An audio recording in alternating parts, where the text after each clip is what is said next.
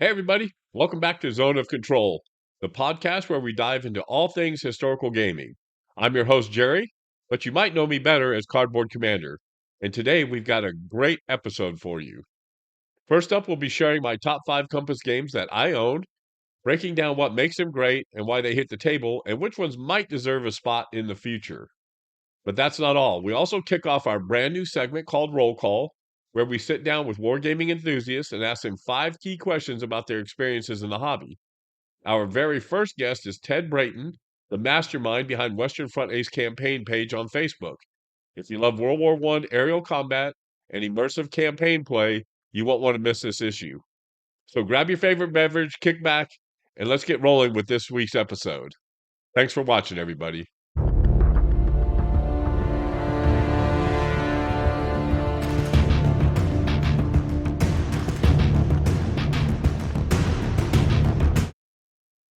Well, it's another week of the Zone of Control podcast. We're actually on episode number 5, which is probably 4 more than I thought we would get away with. But I really do want to thank you guys for all the support. And we're going to go ahead and get started. This podcast is going to be a little different. So I'm only going to be doing my same 30 minutes. But since we have a roll call guest, Mr. Ted Brayton, I'm going to put his roll call segment in here as well that we recorded earlier. So this podcast is pretty close to an hour. So I apologize for that, but the roll call thing, it's going to make it a little longer, but I think it's going to be one of those episodes or segments that you guys are really going to enjoy. So let's not delay anymore. Let's get started. So the first thing we're going to talk about is last week's recap. What happened? What did we kind of do? Where I'm at on my 10 war game challenge, I think we're actually ready to play a game. I've got some questions on creating content, what you guys want to see, what you don't want to see. I'm just asking a few questions. I want to get your feedback from everybody. Then we're going to get into the main topic, my top 5 Compass games that I own, and then the pre-order list that I have from Compass. And Compass is becoming one of my favorite companies, and you'll see why after I get done with this. We've got our featured YouTube channel, and then we will go into our roll call segment. So without further ado, let's go ahead and move along. So last week, what did we do? Well, I did a video on Western Front Ace campaign playthrough. You can see that. I'll put the link down in the description. But I did a video on that playthrough sitting here right at this desk. I also did a video on learning enemy action Kharkov. I went through the combat segment of the rules. I've got one more episode to do for the rules, and then we're going to actually play the game. So we'll start playing the game next week. We'll see how that goes. It's really crunchy. I'm sure I'm going to mess up something, but hopefully you guys will enjoy that, and maybe you'll be able to help me out by telling me what I did wrong and what I'm doing right. Then we're going to talk about Vassal update, what we're playing, what I'm continuing to play, that sort of thing. So we'll just jump out here and get started.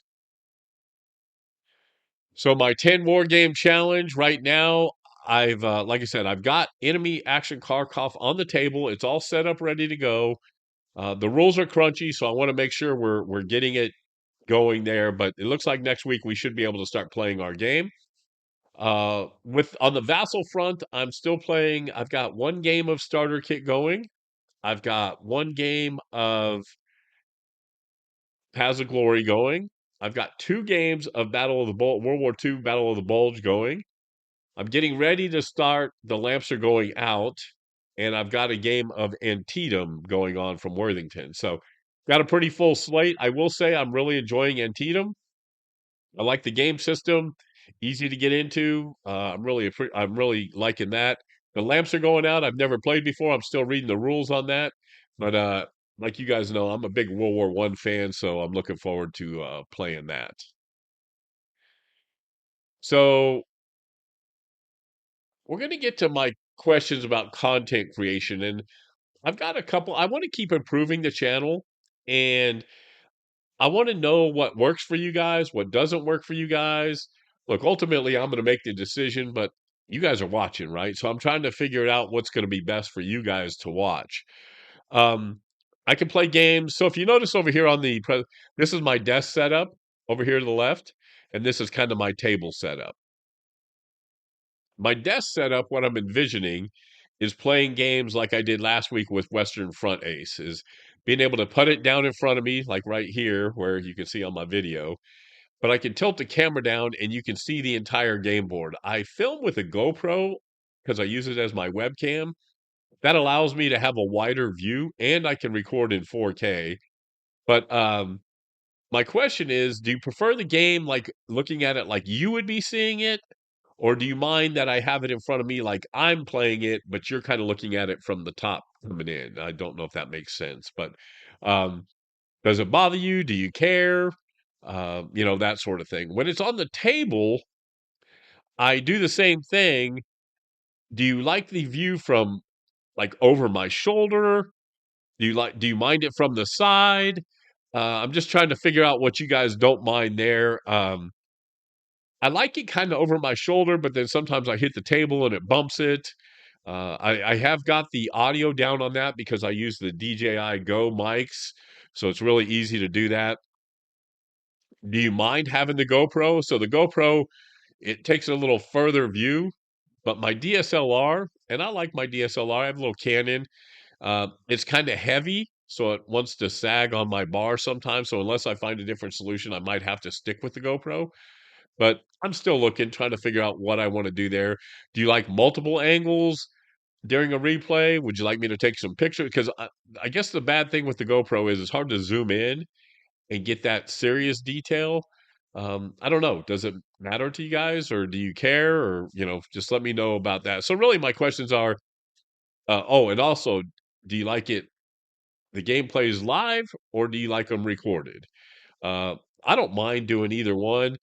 The lives are okay because there's no editing, right? But sometimes if there's a mistake, I can't go back and fix it, that sort of thing. So, do you like it live or recorded? What's your preference? Do you like me using the GoPro or my DSLR? That's the second question. Angle recording, does it matter to you which angle I'm kind of hitting it at? Do you like Vassal? So, like in the third picture, I've had a lot of people say they like watching the Vassal replays and screenshots and all that. Do you like that part of it? So, just let me know what you guys prefer. If you don't care, just tell me in the bottom you don't care. But let me know what your thoughts are. Also, I'm continuing writing on the blog for Combat Commander at combatcommander.com. Do you guys read blogs anymore? What I try to do is try to do a blog post and I'll put in some particulars or dig in a little more, and then I'll put the video file on there. Do you guys read that stuff? Do you care? Just let me know. Am I wasting my time doing a blog? I like doing the blog, but if nobody's looking at it, I get about right now about 35 to 40 people look at each blog post. That's okay. Um, but I just wonder what your guys' thoughts are. And then do you go look at any other social media? Like I have a Facebook page, I have a Combat Commander Facebook page or a Cardboard Commander Facebook page. I have a Cardboard Commander Instagram, X, and also a Discord channel. Do you guys care about that stuff? Do you go to those places? Um, do you like using the Discord channel to play games? Just let me know. Tell me what you guys' thoughts are. I'm new to this. I'm just trying to find my way, and I want to do it the best way I know how and the best thing for you guys so you watch it. Man, we're at like 930 subscribers. I'm really happy. I'm hoping to get to 1,000 pretty quick, and that's all because of you guys. So really do appreciate it. We're going to go ahead and move on now. I think we're going to hit my main topic. And this week's objective is my favorite Compass games that I own. Now, I know a lot of people do stuff with games like they'll say, "Oh, here's my favorite Compass games." But sometimes they've never played the game, they don't own the game. I own all the games that I talk about here. I haven't gotten any of them free. I'm not sponsored by Compass Games. I would love to eventually be in the loop like some of the creators where I get games sent to me beforehand to do unboxing and reviews on. But I understand that I have to wait and do my time and put out good content. So they want to see that. Plus, I need more subscribers. So you guys can help me out with that. But Compass Games have really started to become one of my favorite companies. I love their components for the most part. The customer service has been great. I think the price is good for what you get. I watched their podcast episodes, and they give you all the information that's going on, and they're honest and upfront about it. So, yeah, Compass is really kind of grabbing my attention. Now, I don't own Bismarck, and the reason I put it on here is I love the art on the box. And I've never played this game, and that's actually the map in the background too. But just a disclaimer, I don't own Bismarck, but it's also not in my top ones because I don't own it. So let's go see what the first game is on my top. And these aren't in any particular order. And then again, this is just my opinion. Okay. So the first one I have is Imperial Tide. I love the Tide series games. And if you haven't played Imperial Tide, I call it kind of like Paths of Glory Light. Very easy to play, card game, broken up into 5-year 5 years is the whole game. It's, very easy to get into. I think there's like 12 pages of rules. But I really do enjoy playing this game. I played it a couple times on Vassal. I played it face to face. If you want to play, go ahead and shoot me a note because I love playing this game. The Vassal module could be better, but beggars can't be choosers. I'd really like to play this online live with somebody. I think that would make it a little better. But Imperial Tide, it's a great game, easy to get into, and one of my favorites. And again, I'm a World War One kind of guy, so I like that stuff. Speaking of World War One, so Western Front Ace, this is kind of for some foreshadowing. Talk about our roll call segment with Ted Brayton.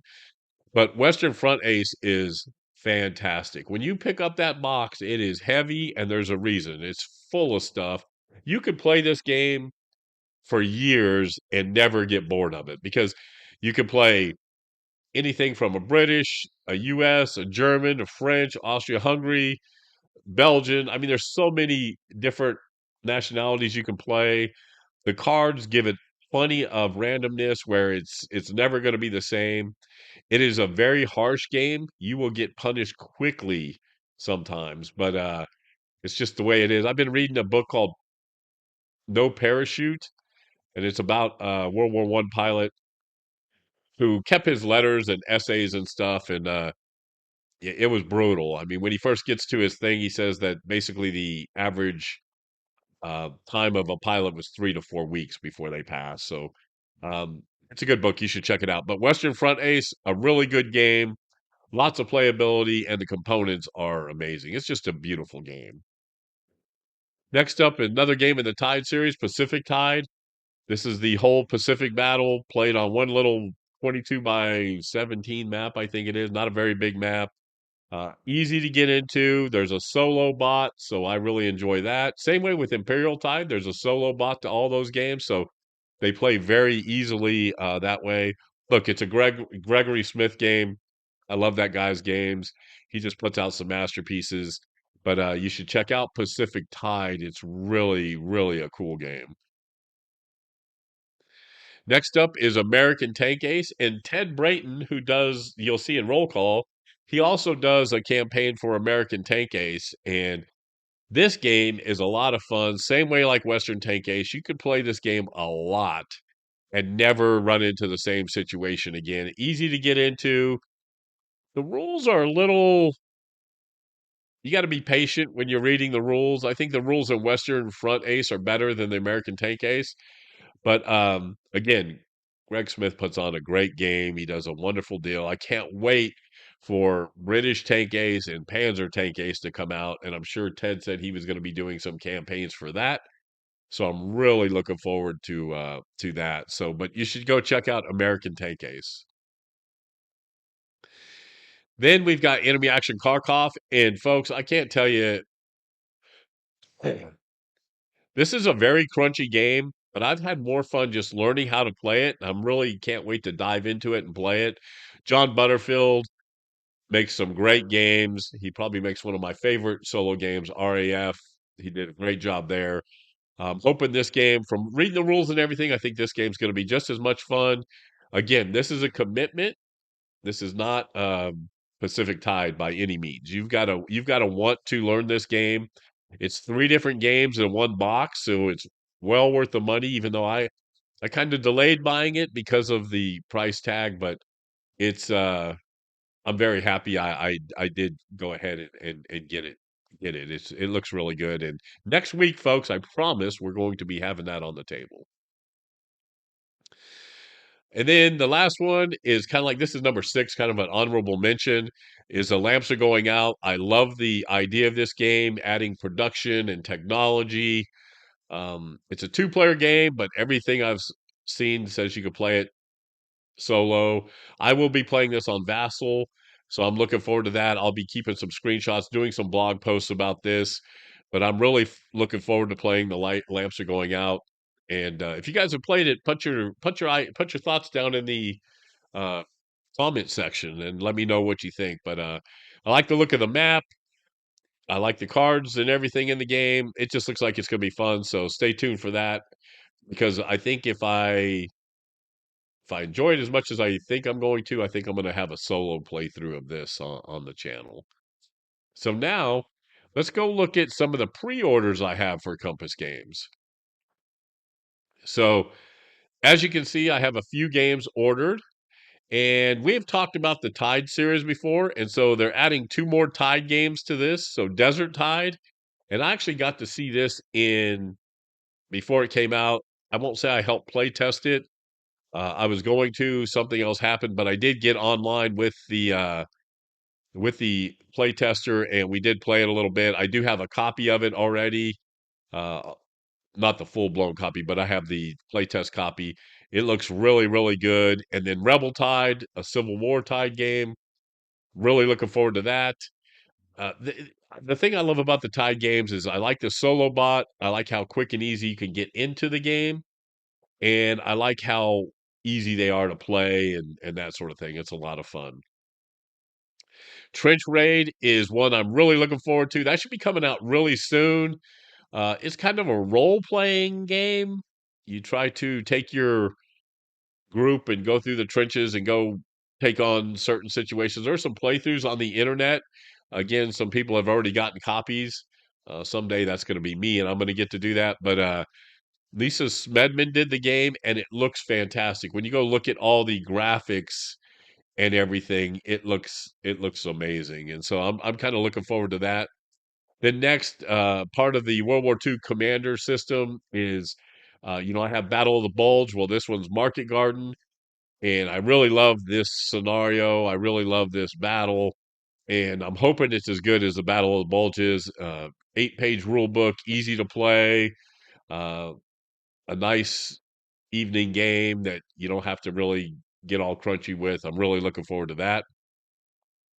We talked about American Tank Ace. They're coming out with British Tank Ace. That should be coming out very, very soon. That box art is one of the best looking box arts of anything out there right now. I love the box art on that. But British Tank Ace, based kind of like on the system of American Tank Ace, really looking forward to that. Ted Brayton did say they will be doing a campaign of that, so you should keep an eye out for that on Facebook and join that and play that. And then the last one is kind of out of the ordinary because it's not a Tide series game, but it's a Airborne Assault on Crete. And I have to say, I love me some Crete games. I don't think there's enough out there, and I am buying this basically because of the topic. I'm hoping it's a good game. It looks great. Components look fantastic. So I'm looking forward to getting that out and getting that into my collection. But those are the last 6 that I have. I do have Combat also. I forgot to put it on here. The Arnhem Combat um, module or game. It's not a module, it's a full game for the combat solo system. So that will be coming too. So tell me what you guys think of Compass Games. How many Compass Games do you have? Do you like them? Um, just tell me your thoughts and let me know what you guys think. So this week's featured YouTube channel is Wardrobe Plays World War II. And I really like watching his channel. Very good videos. I think it's because the topics are in my heart, and he does a great job with that. You should go check out his channel. He's got like 3,000 subscribers. He puts out steady content and just some really good stuff. So if you haven't seen Wardrobe Plays World War II, go check it out. Tell him Cardboard Commander sent you, and go support him. It's a great channel. Now, I don't know about some of you guys, but the old MMP website was atrocious. It was hard to look at, hard to maneuver. It looks like they've actually done an upgrade now. So I wanted to uh, shout that out because I love MMP games, and I played squad leader for ASL for a long time. I played squad leader. That's what got me into the hobby. I play starter kit now. I play a lot of their area games. They put out a great product. I've always had good luck with their customer service, and now it looks like their website's kind of coming up to modern day standards too. So uh, go over there, check out MMP. It's still a little clunky to maneuver around, but I think they're going in the right direction, and really do appreciate that. And you guys should go check out the MMP website. So it's Thursday night, everybody, and on Thursday night this Thursday, tonight, we are having a revenge match with ID Jester. Um, he joined the Combat Commander ladder, and Patrick Pence of the ladder, who does a great podcast if you haven't seen Patrick's tutorials, but he's the leader of the board, and I guess he has a sense of humor because he paired us together in Jester's first match. So it is a revenge match. Now, the only problem is the scenario we're playing has been geared a lot to the British, and I'm not playing the British. I'm playing the Axis. So Jester's going to have a little bit of an advantage. I think right now it's like 10 British wins to 1 Axis win. So I'm hoping to turn that around. But you guys should come by and check it out tonight, 7 p.m. Eastern time on ID Jester's channel. But come check out the revenge match. It's going to be a lot of fun. Now, next Thursday, we are going to be playing a game of War at Sea, the old Avalon Hill game. I think I got it right here. I don't know if you guys remember this. War at Sea. We used to call it Dice at Sea. He and I will be playing a live playthrough of that, and that'll be a lot of fun. That'll be on my channel at Cardboard Commander next Thursday at 7 p.m. So this Thursday on ID Jester's channel, we're going to be playing Combat Commander. Next Thursday, we'll be playing War at Sea. So come by and check that out. We'll be doing a live broadcast of this podcast next week at 7 p.m. Eastern Time, 6 o'clock Central Standard Time. That will be a live edition of this. Again, we're going to do 1 week recorded like we're doing this week. Then next week we'll do a live and we'll go back and forth. So I hope to see you guys tuned in next Thursday at 7 p.m. Central Standard Time. And that should be a really good time. You know what? That time's wrong. It should be 6 p.m. Yeah, we'll leave it. 7 p.m. Central Standard Time. So today, roll call starts off with our guest, Ted Brayton, and he is the mastermind of Western Front Ace. And you can go check out his Facebook page there. I'll show that to you here in a minute. But Western Front Ace is the webpage for Ted Brayton and the campaign. So you should go check it out, and you won't be disappointed. So without further ado, here's our interview with Ted Brayton of Western Front Ace. I'll come back and finish up the podcast when we're done with the interview. Thanks, everybody. Hey, everybody. Welcome to Cardboard Commander. My name is Jerry, and I want to welcome you to a new segment that we're starting here on Zone of Control. It's called Roll Call. And in this episode, we're going to ask guests questions about their experience in the hobby, diving into their favorite games, strategies, memorable moments on the tabletop, all those sorts of things. And basically, I wanted to get people on like myself that just enjoy playing war games, enjoy exploring the hobby, and it's kind of cool hearing from different aspects of everything. So for our first roll call, we're kicking things off with, now, Ted, I always want to say your name wrong. Is it Brayton? You nailed it. Yes. All right. All right. When you've done the other ones, you've missed, but you nailed it live today. All right. So we're starting off with Ted Brayton, and how I got to know Ted is he's a dedicated war gamer, and he's a mastermind behind the Western Front Ace campaign on Facebook. And if you guys have not played Western Front Ace, you need to go get that game. It's amazing. It's fantastic. But Ted herds all these cats and he runs this big campaign for this game, and the community's thriving. It's a really nice community. We get some great narratives on that Facebook page, and so I'm excited to hear about his passion and how he came up with this campaign. So I just want to say, welcome, Ted. How are you? I'm very good. Thank you very much for having me, and I'm flattered and honored to be your first guest of hopefully many. Oh yeah, well, me too. And by the way, I like the shirt. I need to get me one of those, and maybe somebody can hook me up with those. You need to come to some of the Compass conventions.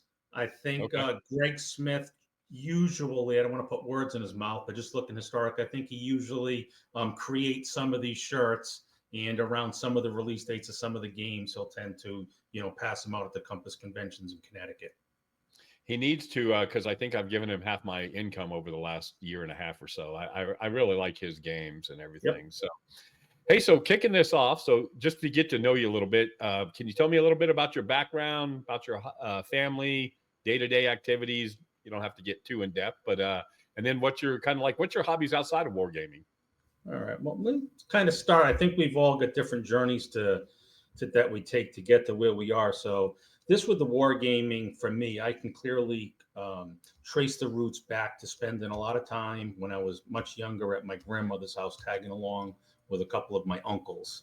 And I was always fascinated. My uncle was a model builder, and I was always fascinated looking at his display case of these World War II ships, and he would paint the bottom red.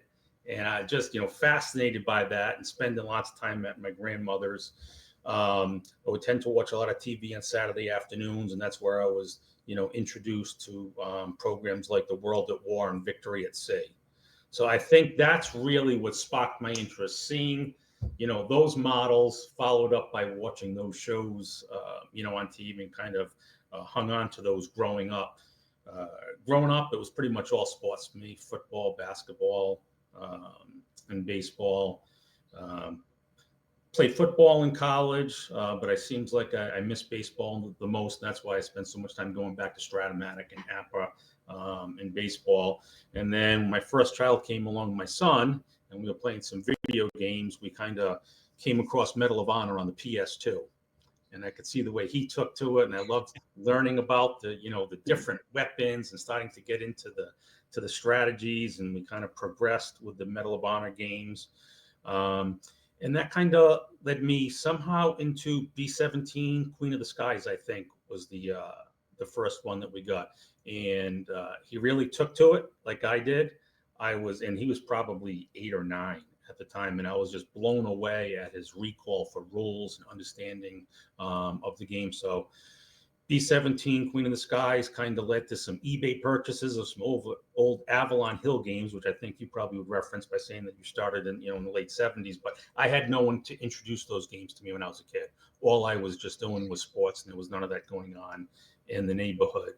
And that kind of led us to the old game, the Tobruk from Avalon Hill.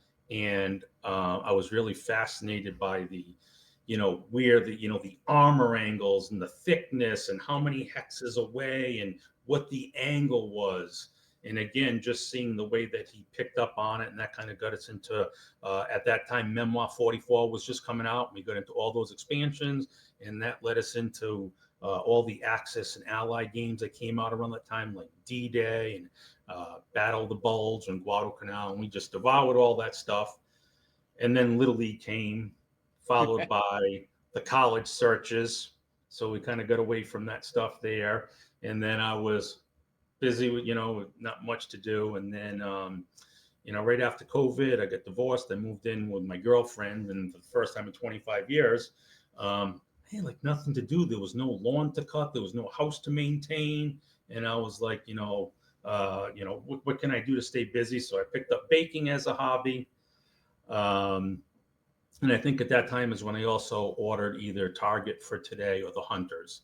And that's when I really got into the games going from there. So my kids were grown up and left, one in San Diego, one in Boston to New Jersey, back to Boston. And my fiance working on Saturdays. I got a lot of downtime on Saturdays. And now that we do have a house, I have some time out there, but it's really been in the last 5 years that we've jumped into the war games. That's interesting. So our paths are kind of closely related. Played football in college and high school. Um, I was a war game nerd early, and then of course when I went in the military and kind of got away from it, um, those old Avalon Hill games always bring back memories. In fact, getting next week, I think we're going to play a game of War at Sea. I don't know if you've ever played that before. Dice at Sea basically is what it is, Yep. and but going to have a little play for that. So that's cool, and I'm really glad that I'm envious of you that your kids like to play. Mine never wanted to touch it. So it was, it was, Dad, you're a nerd, I don't want to do that. So you do run this Western Front Ace campaign. Yep. So how did that come about? And like, how did you decide to start that and get that going? Very easy. We'll take a kind of a step back, and really it came from our American Tank Ace Facebook group and the campaign that we ran there. I'm pretty sure it was Daniel Niemi and Glenn Saunders started an American Tank Ace, Facebook group, and we started kicking around some ideas for a campaign because, it's a solo game. Like you said, we love these games, but it's not great for interacting with folks, and we like to have the ability to be able to play the games, but also pick and choose when we interact with others. So we really we put together a great campaign over there with the assistance also of Kent Tennessee, who really helped me out with a lot of the military structure and nomenclature and platoons and companies and platoon leaders and company commanders and all this stuff. And it was fabulous, and we had a blast, and we took the American Tank Ace right from the D-Day landings, right through to the end. And shortly after that, we had the Western Front Ace game coming out, and we were really excited because we see that was going to be a step up. I don't think many of us, maybe even Greg at the time, realized just how big of a success, this game was going to be, and a step up. But we immediately started looking for ways to take that that campaign structure idea and kind of give us a chance to put it together. So really, where I felt comfortable taking on that responsibility kind of came back from a lot of play-by-mail league with Stratomatic, basketball, Stratomatic baseball, Action PC, football. So I was used to the campaigns, and I had played in Steve Dixon's Target for Tonight online campaign group, which I really liked, but I just felt it was a little rigid. And I didn't think it was great for interaction. You kind of logged on to his website, you uploaded the data, he put the reports together. But I didn't like having to go to the website, and I didn't think it was great for interacting and communicating with other game players. So that's kind of where I put the ideas together, saying, hey, we're all logging on to Facebook almost on a daily basis, many times a day. We're flipping through it. Can I kind of come up with a simplified way where people are already interacting to kind of post the missions, get the results, have the interaction, allow people to, have the narratives, and then try to pace it at a way that folks will feel comfortable committing to a campaign, but also not getting in the way of playing and experiencing other games. So I that's think that right. I'm sorry, I didn't mean to step on you there. I think part of what got me involved in it was, I know a lot of people don't like Facebook, but Facebook for things like this is amazing, right? It gets everybody connected very easily. I wasn't around during the American Tank Ace thing. I did go purchase it after talking to you Yep. because I did want to participate in. I'm really looking forward to British Tank Ace. That looks like it's going to be a great thing. But so you kind of hit on it a little bit. So what do you hope that players take away from the experience of this game? Well, for starters, like I said, we wanted to uh, create an environment where people can kind of interact with each other. So they're not playing a solo game just by themselves, be able to learn from each other and, improve their skills and enhance their enjoyment of the game, um, share ideas. And, I think there's a little bit of a crossover between here and Board Game Geek where you just see, um, I think of someone like Glenn Saunders who just loves putting together player aids That's his Right. niche. He loves it. Like he'll play our game for a little bit, but he's happy to kind of keep our Facebook group, freshen up, welcome the new recruits, put up some pictures. But I think his passion is in creating player aids and making it easier for other people to enjoy the game. So I think as you're going through that, you're able to start borrowing ideas. We've got some brilliant Excel people in some of these groups, and we've got people that are brilliant and passionate about writing narrative. So I want them to be able to interact with each other, learn more about the game so they can be as successful and enjoy it as much. Um, Learn from others as far as how they enhance their game playing experience, whether it's creating player aids, whether it's a different way of documenting your experiences, and then taking that, building relationships and friendships that helps us get into other games that are out there. Right. That's one of the things that, look, I love the player aids, but one of the things I like to do is I like to write on my blog about the pilot, and I get kind of in depth about that. And, think I'm a poor man's Ernest Hemingway when it comes to some of that stuff, but that's one thing that I love about narrative driven games, right? It's what we put into it and that sort of thing. So, But you can only create so much on your own, so that's where you've got the ability to borrow ideas. Say, I like that. I'll add that to my skill set and that to my free time, and I'll go ahead and max that out. And you just absolutely. don't know what you're missing out on until you see other people doing those things. And I think Right. this is Right. a great forum to learn from others. And getting the banter back and forth of learning from what other people are doing. I've learned some things. Hey, I wouldn't do this that early in the combat, or I would do this, or I would do that. Or if you're just goofing it up, somebody's like, hey, you know what? This is something you can do. So I know that in all this campaign, you've been doing this a little while. So tell me a, a memorable moment or a couple memorable moments from the campaign that you've taken in that you thought was kind of funny and kind of drove the game. Um, Specifically, I don't think I have a lot from the game as much as just learning from the others. Um, I like the idea of sharing books. We did that fairly early on when we put this group together. Some people are very well read on the topic, and it's almost like they've been waiting their whole life to have a game that actually takes advantage of that knowledge. And like, oh, well, you should read this book. So I was like, that's it. I'm putting together a reading list. And if you look in the file section, we put together a reading list. And then I decided to go back and put together a reading list on American Tank Ace. So campaign wise, not so much memorable. I would say the two most memorable things for me had to be with the American Tank Ace, and Greg Smith reached out to me and he wanted to do something to kind of reward everybody that was taking his game and running with it. And said, I'd like to, produce a bunch of American Tank Ace shirts for the group if you could help me distribute them. So Greg went ahead, he took our sizes, he had the shirts created, drop shipped into my house, and sent me a check to cover the postage for everybody.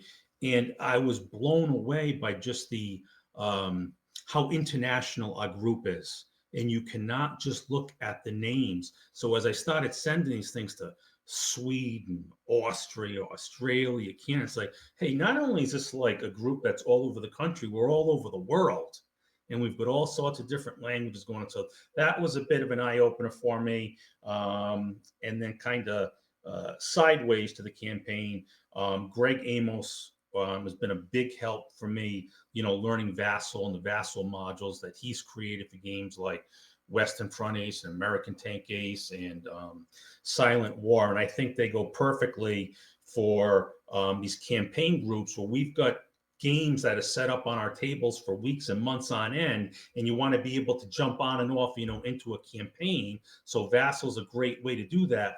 But I think it's very difficult unless you've got somebody showing you. He was so kind. We jumped on in the FaceTimed with me, and he had to show me, oh, you got to double click it to separate the stack, and you got to drag, and if you just drag it, then you'll see those options.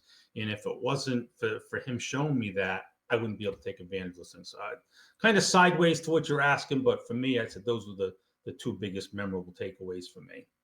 It's I play a lot of Vassal for a lot of games. Um, I actually still like playing Western Front Ace with it in front of me and moving the little pieces around and doing it that way.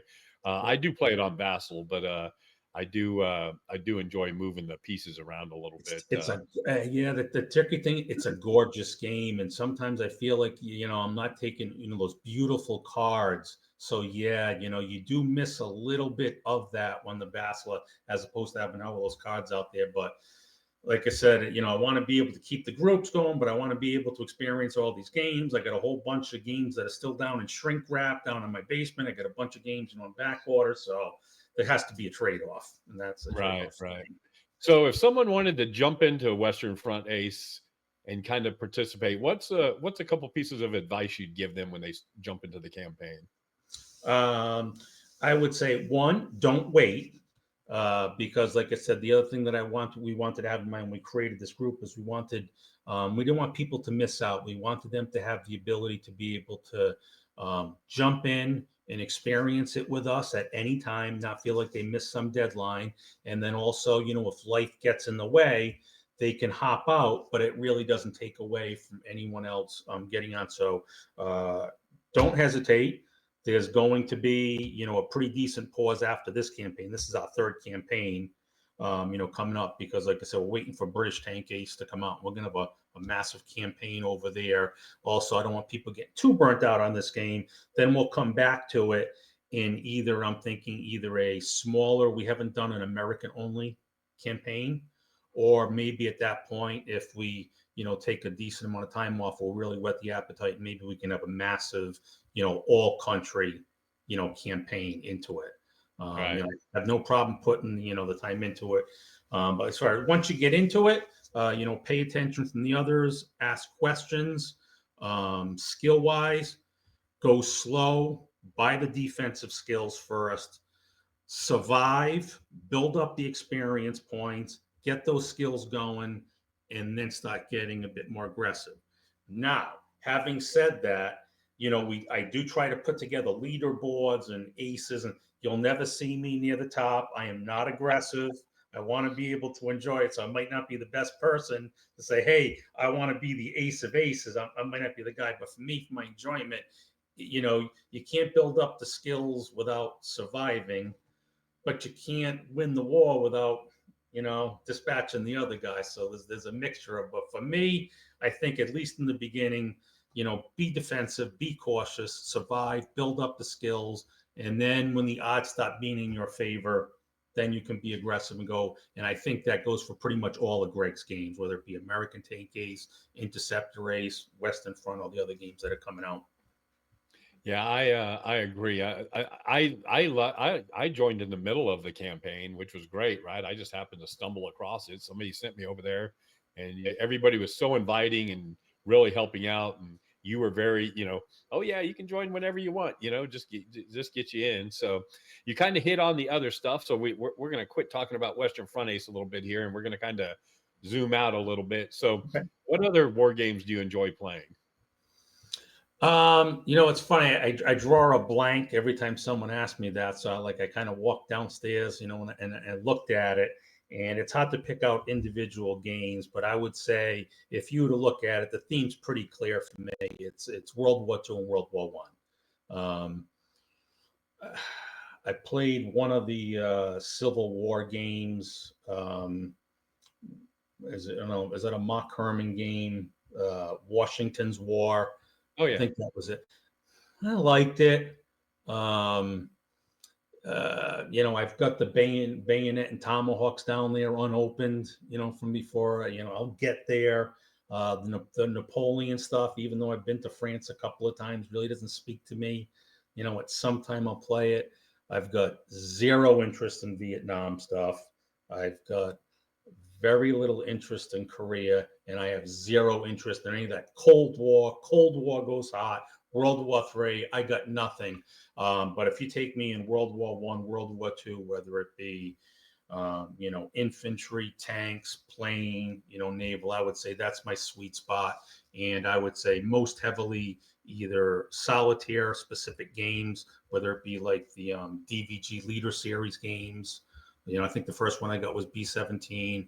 I love Zero Leader. I enjoy, Stuka Leader. I love what Chuck does there, and I love the support that both he and Greg Smith. Let's give Greg and those guys some credit for being so available both in our groups and on BGG to answer some questions. I'm playing a game right now that I like a lot. I'll leave, I'm not going to mention the name of it, but it's pretty tough getting some answer and support out of some of the game designers. So I really like to acknowledge folks like Greg and Chuck that are right there, both in our groups and on BGG, answering it. But like I said, love the leader games, love Greg's games. I want to get into more like I got bought Pavlov's House, haven't got to that yet. And then anything else that might be at least solitaire friendly. I'm not a big hex and war kind of game, not a club. I like to be able to say, okay, I got 45 minutes tonight. What can I do? I got an hour and a half on a Saturday. What can I do? And I don't think that lends itself well to multiplayer, big, huge, hex and counter games. Right. Yeah. And I'm going to echo the thing with Greg. He's fantastic. Whenever I posted anything on BGG, he's answering, which is crazy. Right. And, does a really good job there. I'm a big World War I, World War II kind of guy as well. Again, I'm not a Vietnam, Cold War. I don't, it just doesn't do anything for me. Stay in my lane. Right. I do like, I've gotten more into the Civil War stuff. Now, I'm never going to play GBA, CW, or whatever that is. But like I play Rebel Tide or Rebel Fury. Yep. That actually got me into. I'm playing Antietam from Worthington. That battle series games. Those are pretty quick and easy to get into. 8-page rule book. You can play them pretty quickly. Napoleon. I'd never played a Napoleon game until I played Herman Luttman's Viva la Emperor. And it's a solo game, and it is awesome. In fact, I would say right now, if it's in my top 5, it would be something that I would fight to take with me if I needed to run to a desert island or something. And so that brings me down to. So I'm gonna make you answer this one though. So if you had to pick one game to take with you and you could play nothing else, what would that game be? It could be a sports game. It could be what game would you go with? It would be Pursue the Pennant baseball. I love, like I said, I've got tons of Strat baseball seasons and APA baseball seasons. I've only got a handful of Pursue the Pennant baseball, but I love, and I think it's so true, when you do the baseball things, I think everybody goes back to, where they were at, like age 9 to 12, though your team, MLB at those times where I haven't purchased a modern season in several years, and I probably won't until the Red Sox win a World Series again. But I just love being able to go back to the 70s and 80s and roll the dice and take my time through it and visualize the players and the AstroTurf and the uniform. And with my Strat Napper, I love being able to go back to experience Babe Ruth and Ty Cobb. And I love the nicknames on the APA cards. And like I said, they're just simple. There's no stress in learning the rules anymore like there are with the war games. But there are part of me that says, that's one of my favorite things. Is frustrating as I like to think that it's going to help keep my brain young, and it just keeps you thinking and learning and reading and trying different things and digging and asking questions. So I think it's a little bit of invest in myself, and but I just love rolling the dice, with baseball and experiencing that. So I would say that would be the one. It's kind of funny. We've talked about this. I played in an APBA baseball league for years. I kind of got, I don't know, frustrated or downtrodden with baseball in the 2000s. And so I'm like you, I really like these 70s, 80s, 90s. I sound like an old curmudgeon, right? One of those guys. But to me, that's when baseball, man, it was just so much fun and everything. So Ted, before we wrap this up, I want to thank you again for being here. So where can people find out where to play Western Front Ace online and anything else you'd like to share? It's the the Western Front Ace Facebook group.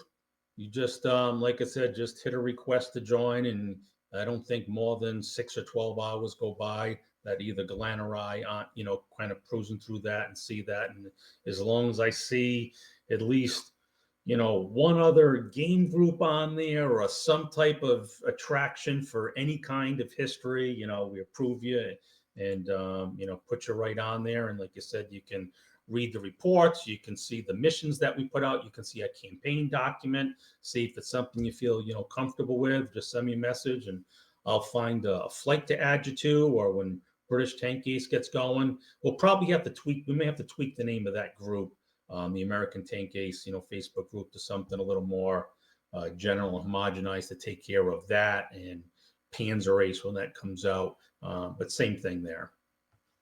Well, great. Well, hey, first of all, I just want to thank you for joining us, and you're the first guest on Roll Call, so I really do appreciate that. If you enjoyed, hey guys, if you enjoyed this chat, make sure you subscribe to the Cardboard Commander YouTube channel. Go check out cardboardcommander.com. I'll have all the links to Western Front Ace and American Tank Ace in the description of this episode. So until next time, everybody, be safe, be kind, and happy wargaming. We'll talk to you soon. Hey, everybody. I hope you enjoyed that interview with Ted Brayton. I want to thank him for coming out and spending some of his time with us. But again, go over there and check out his Facebook pages on the American Tank Ace and Western Front Ace. And again, thanks, Ted, for hanging out with us. We're going to go ahead and wrap up this video. I know it's been or this podcast. I know it's been a little long, but hey, go check us out on Cardboard Commander on YouTube. Please hit the button, do all the YouTube stuff, like and subscribe. It costs you nothing. Go check out our Facebook group, Instagram. Go to cardboardcommander.com and you can check out our blog. Go to X, and we're under CB Commander US over there because some 14-year-old kids got Combat Commander or Cardboard Commander. So, folks, I just want to thank you guys for watching. I hope you have a wonderful day, and we will talk to you soon. Take care, everybody. Be safe, be kind, and happy wargaming.